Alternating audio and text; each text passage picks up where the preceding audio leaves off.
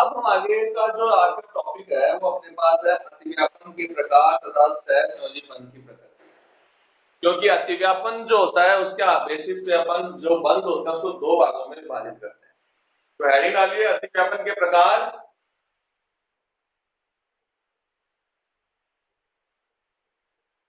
अतिव्यापन के प्रकार तथा सहसंयोजी बंध की प्रकृति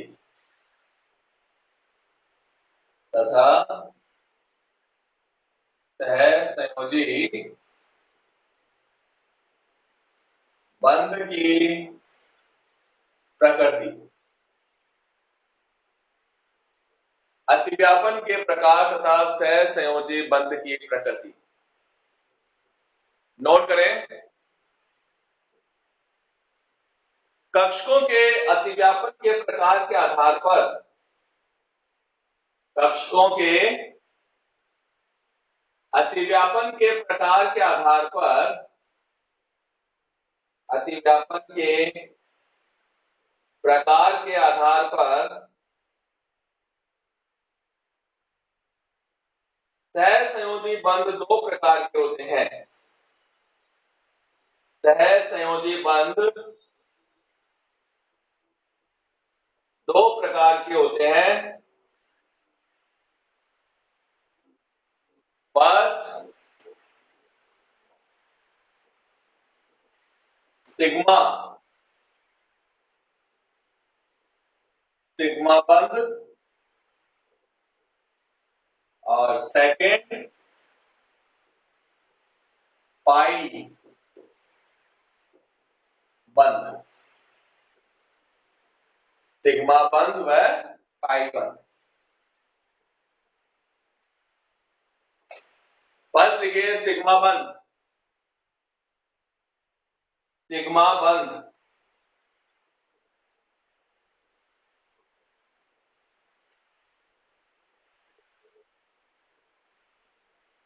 इस प्रकार का सहसंयोजी बंध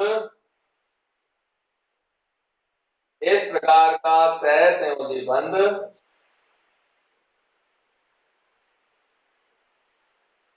आबंधी कक्षकों के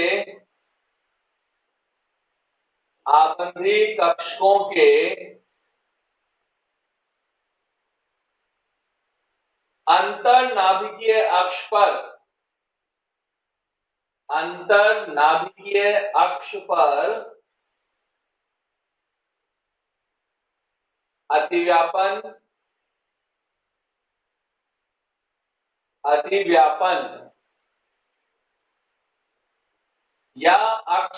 अतिव्यापन या अक्षीय अतिव्यापन से बनता है।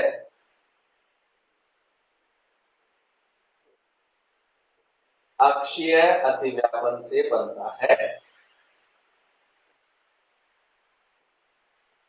इस प्रकार के बंध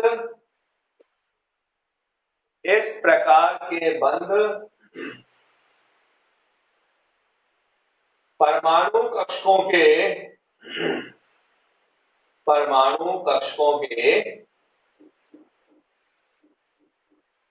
निम्नलिखित में से किसी एक प्रकार के संयोजन के द्वारा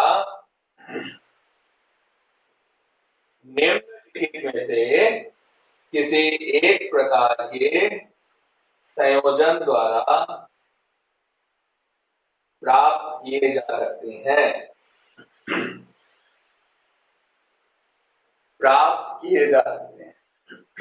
फर्स्ट है एस अतिव्यापन।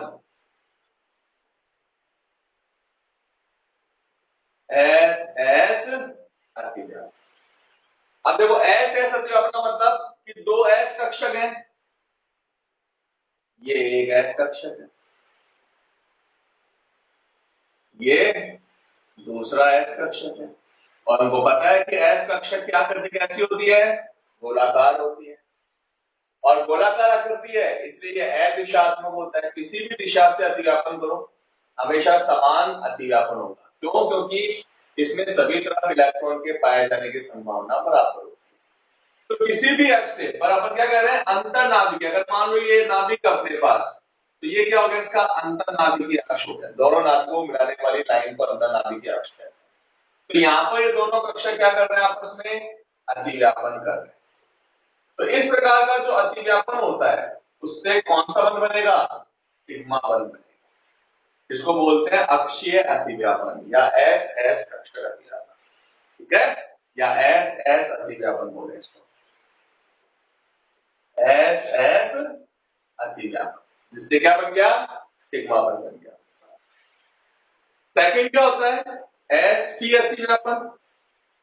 अब देखो, जब तक अपने पास एस कक्षक से अतिव्यापन होगा तब तक हमेशा सिग्मा बंध बनेगा। कारण, क्योंकि एस कैसा होता है, गोलाकार होता है, अदिशात्मक होता है, उसमें किसी भी दिशा से अतिव्यापन करो हमेशा सिग्मा बंध बनेगा। अब पी कक्षक चाहे तो एक्स अक्ष पे हो, ये अंतर्नाभिकीय अक्ष हो गया, ठीक है, चाहे तो एक्स अक्ष पे हो, पी एक्स कक्षक हो गया, इसका अतिव्यापन करते हैं किसके साथ, एस कक्षक के साथ, तो ये एस पी अतिव्यापन हो गया।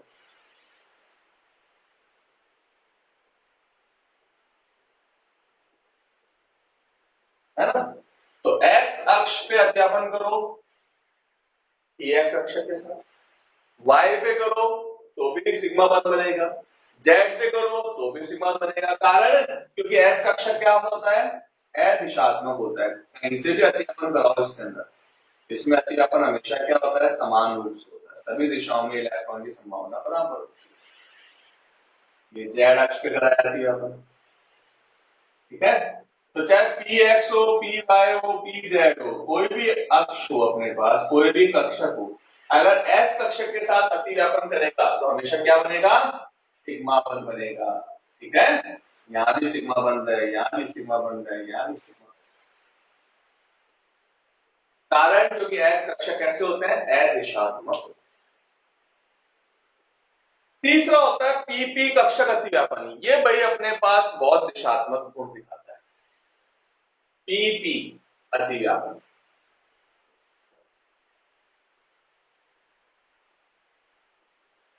देखो, पीपी अतिव्यापन कैसा होता है,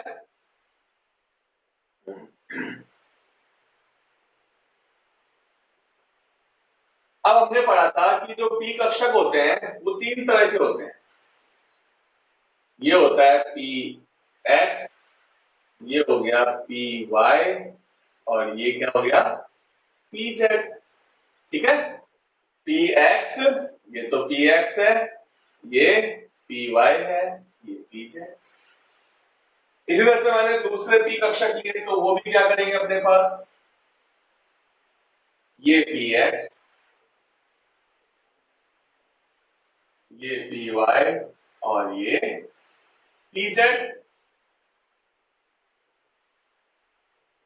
ठीक है, तो अब देखो यहां पर तीनों कक्षक क्या है, एक दूसरे के लंबवत है। तो इनमें से केवल एक ही कक्षक ऐसा होगा जो अंतर्नाभिकीय अक्ष पे होगा। ये अंतर्नाभिकीय अक्ष है, तो केवल एक पी कक्षक जो होता है वही केवल अंतर्नाभिकीय अक्ष पे होता है, और जब अंतर्नाभिकीय अक्ष पे होगा तो उसमें समान अक्ष पर अतिव्यापन से क्या बनेगा, सिग्मा बन। बाकी दो कक्षक क्या है, इस अंतर्नाभिकीय अक्ष के लंबवत है, और जब अंतर्नाभिकीय अक्ष के लंबवत होंगे तो वहां पर अतिव्यापन जब होता है तो अलग तरह से। ठीक है, अभी हम बात इसी कर रहे हैं, सिग्मा बल की बात कर रहे हैं। तो सिग्मा बल कैसे बनता है, समान अक्ष पर अतिव्यापन से बनता है। तो अगर अंतर्नाभिकीय अक्ष पर अतिव्यापन हो तो उस स्थिति में सिग्मा बल बनेगा। तो देखो, अंतर्नाभिकीय अक्ष पे केवल यही है, तो अपने पास तीन पी कक्षक जो है उनमें से केवल एक पी कक्षक ही सिग्मा बल बना सकता है। ठीक है ना, जो क्या होगा, अंतर्नाभिकीय अक्ष पर होगा, केवल वही क्या बनाता है, सिग्मा बंध का निर्माण करता है। बाकी दो पी कक्षक जो अंतर्नाभिकीय अक्ष के लंबवत होते हैं उनसे क्या बनेगा, पाई बंध बनेगा। ठीक है ना,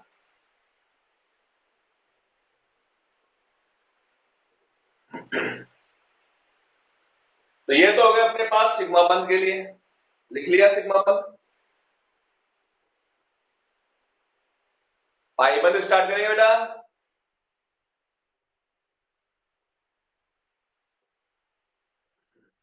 बताइए,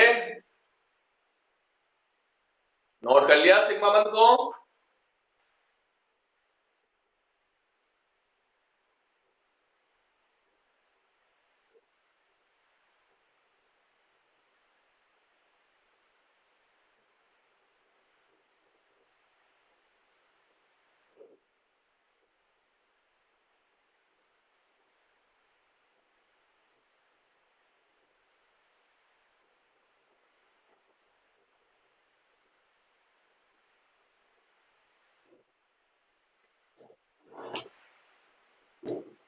हो गया सचिन?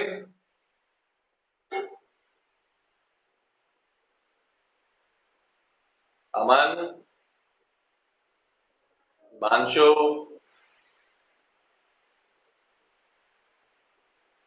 निश्वी,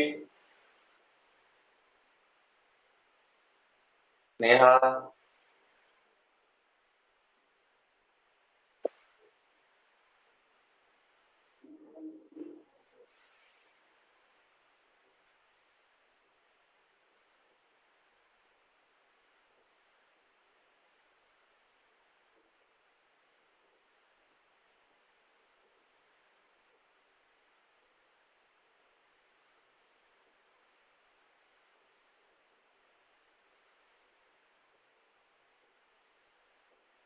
ओके सचिन, ठीक है, नोट कर लिया सबने।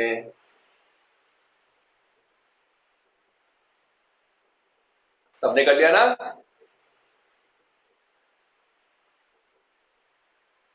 चलो ठीक है, आगे करूं मैं अब?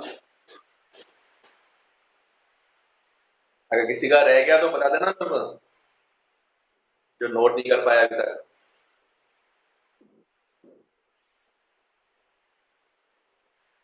चलिए ठीक है, अब लिखिए आगे। पाई बंद। सेकंड लिखो अब, पाई बंद।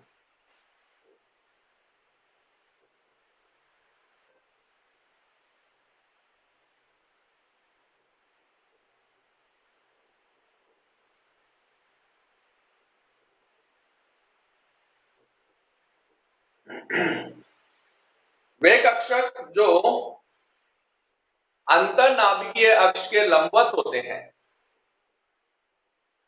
वे कक्षक जो अंतरनाभिकीय अक्ष के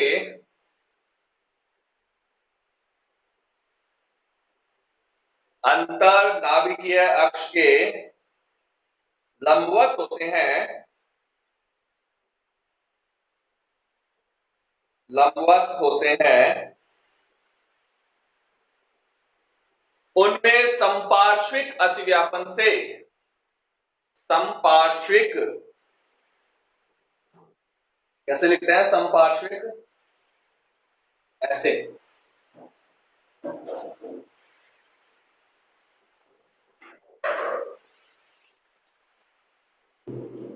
संपार्श्विक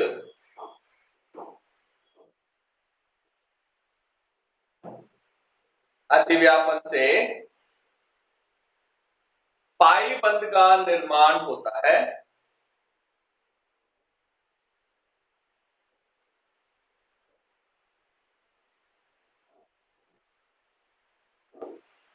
इनमें प्लेट नुमा इलेक्ट्रॉन घनत्व, प्लेट नुमा इलेक्ट्रॉन घनत्व, प्लेट नुमा इलेक्ट्रॉन घनत्व अथवा इलेक्ट्रॉन अभ्र, इलेक्ट्रॉन घनत्व अथवा इलेक्ट्रॉन अभ्र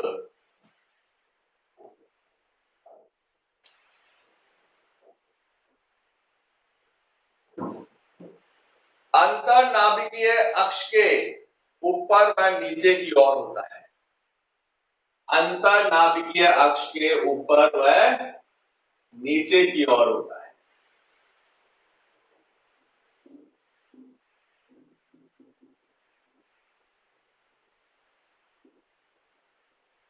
ठीक है, कैसे होगा? पीपी संपार्श्विक अतिव्यापन, मैंने क्या कहा था कि 3p कक्षक में से केवल एक p कक्षक होता है जो कि अंतर्नाभिकीय अक्ष पर अतिव्यापन करता है, बाकी दो क्या होते हैं, उस अक्ष के लंबवत होते हैं। ये मेरे पास अंतर्नाभिकीय अक्ष था, इसके लंबवत है। कौन सा p कक्षक, सपोज py है। दूसरा p कक्षक लिया, ये भी क्या है, py है। जब दोनों एक दूसरे के समीप आएंगे तो अंतर्नाभिकीय अक्ष तो ये है अपने पास दोनों नाभिकों का, ठीक है। अब ये अतिव्यापन कैसे होगा, संपार्श्विक अतिव्यापन, यानी केवल ये साइड साइड से अतिव्यापन होगा, ठीक है। तो इसको क्या बोलते हैं अपन, संपार्श्विक अतिव्यापन। क्यों, क्योंकि यहां से तो अतिव्यापन कर नहीं सकते, तो ये केवल क्या होता है, यहाँ ऊपर से साइड से अतिव्यापन करेंगे, यहाँ से साइड से अतिव्यापन करेंगे। तो इसको कैसे लिख सकते हैं कि ये मेरे पास अंतर्नाभिकीय अक्ष है, यहाँ अतिव्यापन हुआ तो यहाँ पर प्लेट नुमा संरचना यानी इलेक्ट्रॉन अब्र आ गया, और यहाँ पर इलेक्ट्रॉन अब्र को दर्शाया। तो ये जो प्लेट नुमा संरचना बन रही है, ये इलेक्ट्रॉन घनत्व या इलेक्ट्रॉन अब्र को दर्शाता है अंतर्नाभिकीय अक्ष के ऊपर व नीचे की ओर।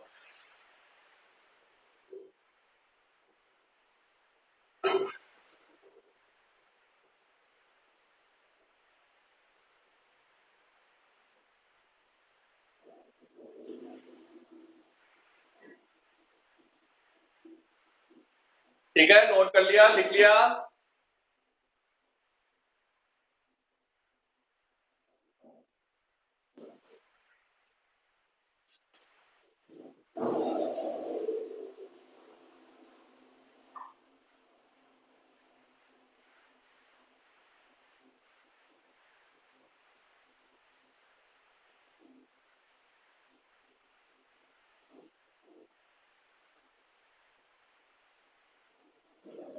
आगे करें,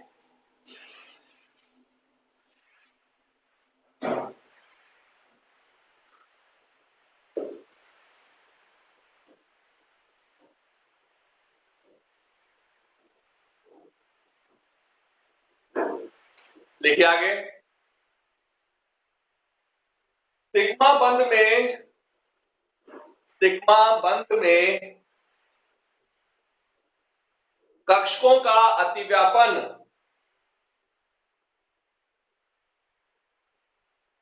सिग्मा बंध में कक्षकों का अतिव्यापन अधिक होता है,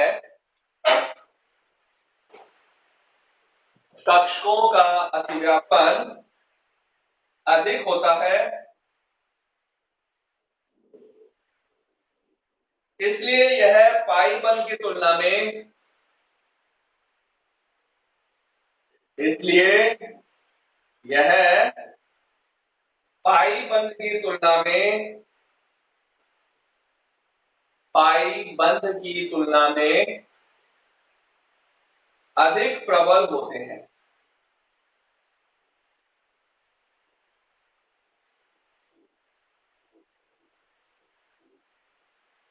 लाइन चेंज। दो परमाणुओं के मध्य,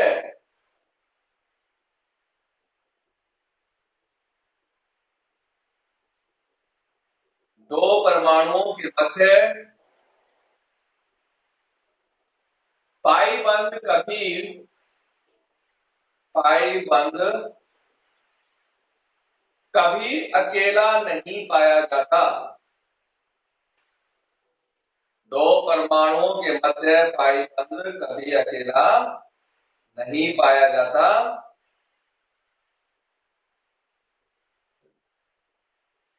यह सदैव,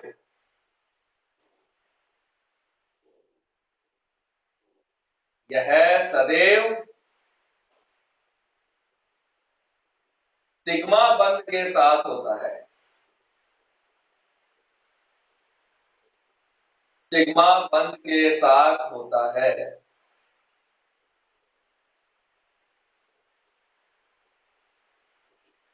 और उन अणुओं में पाया जाता है,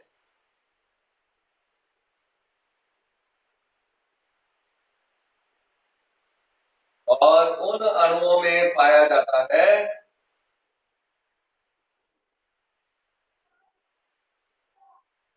जिनमें द्विबंध या त्रिबंध उपस्थित होते हैं।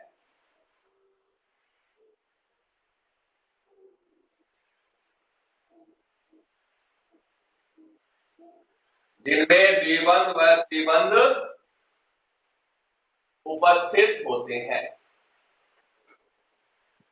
उन अणुओं में पाया जाता है जिनमें द्विबंध व त्रिबंध उपस्थित होते हैं।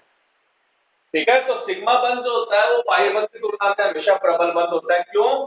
क्योंकि उसमें समान अक्ष पर अतिव्यापन होता है, जो कि अधिकतम अतिव्यापन, और जितना ज्यादा अतिव्यापन होगा बल उतना प्रबल होता है। जबकि यहाँ पर क्या होता है, सिर्फ किनारे से अतिव्यापन हो रही है। ठीक है, तो सिग्मा बंध हमेशा प्रबल बंध होता है, पाई बंध हमेशा दुर्बल बंध होता है। पाई बंध हमेशा सिग्मा बंध की उपस्थिति में ही बनता है। जैसे मान लो दो परमाणु है, उनके बीच में द्विबंध है, तो पहला बंध सिग्मा होता है और दूसरा बंध पाई होता है, क्योंकि एकल बंध जो होता है वो सिग्मा को दर्शाता है। अब एकल बंध बन गया, उसके बाद अगर एक ज्यादा बंध बन रहा है तो वो हमेशा क्या बनेंगे, पाई बंध बनेंगे। क्यों? क्योंकि सिग्मा बंध तो केवल एक ही बन सकता है दो परमाणु के बीच में। कारण, क्योंकि केवल एक ही अंतरनाभिकीय अक्ष होता है, तो उस अंतरनाभिकीय अक्ष में तो क्या बनेगा, सिग्मा बंध, और उसके बाद जितने भी बंध बनते हैं वो सबके सब क्या होता है, पाई बंध होता है। तो दो परमाणु के मध्य सिग्मा बंध हमेशा एक ही बनता है और बाकी सब क्या बनते हैं, पाई बंध बनते हैं। तो ये हो गया अपने पास सिग्मा व पाई बंध कंप्लीट। कल करेंगे हम इसके अंदर संकरण स्टार्ट। ठीक है।